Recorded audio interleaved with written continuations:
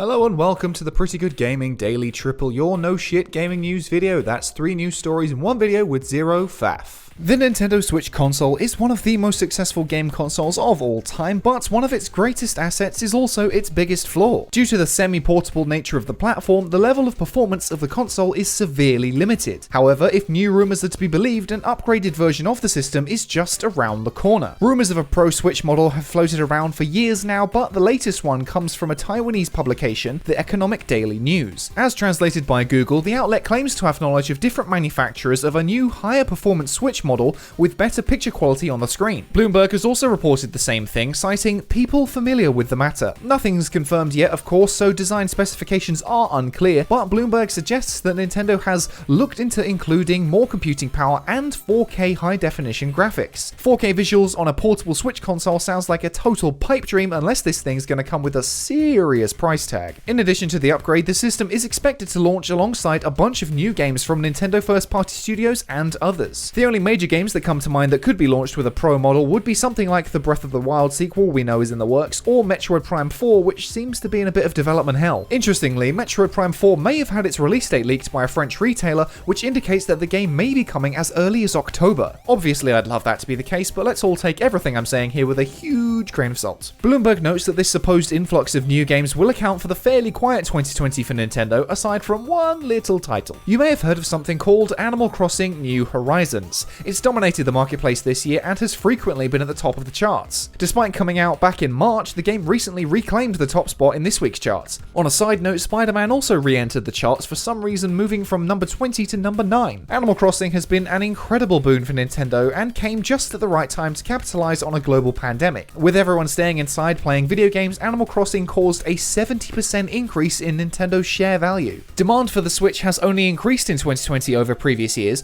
as both standard and Switch Lite sold 5.73 and 5.67 million units in the first and second quarters. In 2019, the sale for the same periods were only 2.46 and 2.13 million, and in 2018 were 2.92 and 1.88 million. While there is nothing to explicitly confirm any of this, there have been multiple rumors about a Switch Pro model for a while now. There's this Wall Street Journal article from March last year which suggested that 2 Switch models were coming, the Lite and the upgraded version. Obviously, the Switch Lite did turn out to be real, and while it didn't come in 2019, the upgraded version is still in question. Interestingly, this is the same author as the Bloomberg idol, Takashi Michizuki, so either this guy is really beating a dead horse, or he knows something we don't. I'm voting for the latter, even if that is just wishful thinking, as a high-performance version of the Switch with better battery life would be amazing. Nintendo of America President Doug Bowser said last summer that Nintendo's only Switch plans were to launch the Switch Lite in 2019, but that didn't rule out the possibility of an upgrade coming later this year or next year. What do you think? Would you pick up an upgraded Switch model with higher performance and a better screen, or are you content with the current version? Also, let me know what games you'd like to see launch with the platform if all this is true. And next up, the war between Epic Games and Apple continues, as now the judges' rulings have been revealed. To quickly catch you up on the situation, Epic installed an update to Fortnite on Apple's iOS that would allow users to bypass Apple's payment system. Apple didn't like that. Not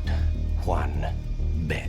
Apple then removed Fortnite from its devices for breaching its terms of use. Epic then launched a carefully crafted Orwellian propaganda campaign parodying Apple with 1984 and is taking legal action against the company. A new judge ruling has now denied part of Epic's case but granted another part. Judge Yvonne Gonzalez-Rogers has granted Epic Games a temporary restraining order against Apple but has not mandated that Apple must return Fortnite to the App Store. The judge said, "The court finds that with respect to Epic Games' motion as to its games, including Fortnite, Epic Games has not yet demonstrated irreparable harm. The current predicament appears to be of its own making. Epic Games strategically chose to breach its agreements with Apple, which changed the status quo. No equities have been identified, suggesting that the court should impose a new status quo in favor of Epic Games." All that legal speak basically means that Epic isn't entitled to anything since it brought all this on itself, and the court won't demand that Apple does anything. Part of the situation is not only with Fortnite, but also Epic's Unreal Engine, which is used by many games for development. Apple threatens to cut off Epic's development developer accounts, but the court has denied this action. The court declared that Apple cannot cut off access to the Unreal Engine, saying that Apple has chosen to act severely and by doing so has impacted non-parties and a third-party developer ecosystem. This is what is meant by Epic's temporary restraining order being granted, as this prevents Apple from doing such an action, at least for now,